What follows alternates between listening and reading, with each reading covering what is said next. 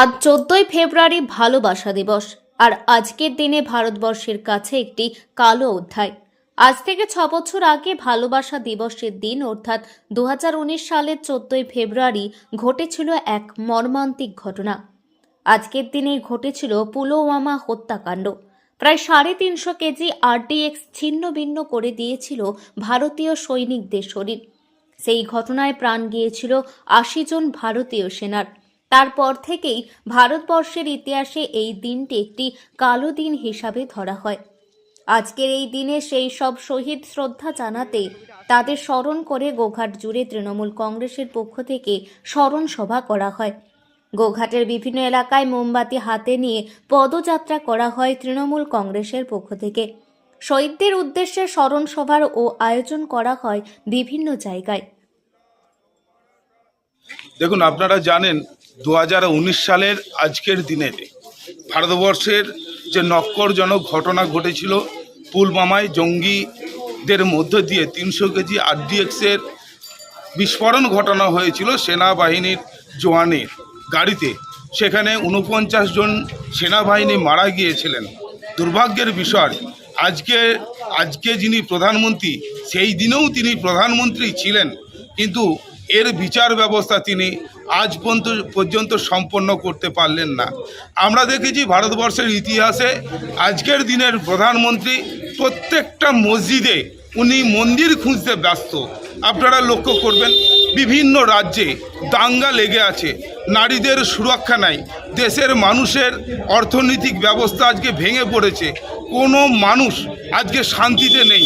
তার সাথে সাথে দেশের জওয়ান যারা ভারতবর্ষের বর্ডার রক্ষা করছেন, তাদের ভারতবর্ষের বর্ডারে যদি কোনো ঘটনা ঘটে যায় আমরা তাকে সেলাম জানাতাম, কিন্তু ভারতবর্ষের ভেতরে পুলওয়ামাতে যে ঘটনা ঘটেছিল সেই ঘটনার আমরা বিরোধিতা করি। আমরা জানি এই প্রধানমন্ত্রীর জীবনদশায় এই ঘটনার পূর্ণাঙ্গ তদন্ত হবে না, দোষীরা শাস্তি পাবে না, ভারতবর্ষের মানুষ জানতে পারবে না যে এই পুলওয়ামায় যে হত্যাকাণ্ড ঘটিয়েছিল কে, 300 কেজি RDX এসেছিল কোত্থেকে। আপনারা জানেন আইনের প্রতি আমাদের শ্রদ্ধা রয়েছে। আমরা জানি এই প্রধানমন্ত্রী যতদিন থাকবেন ততদিনের বিচার হবে না। যেদিন ইনি ক্ষমতা থেকে সরে যাবেন তার পরের দিনেই এই দোষীদের শাস্তি হবে, এবং আমরা সেই অপেক্ষায় রইলাম। এবং প্রত্যেক বছর এই দিনটাকে আমরা ব্ল্যাক ডে হিসাবে পালন করে যাব। আর আমরা এখান থেকে দাঁড়িয়ে আজকের দিনের ব্যর্থ প্রধানমন্ত্রী পদত্যাগের দাবি জানিয়ে আমরা আমাদের কর্মসূচি শুরু করেছি।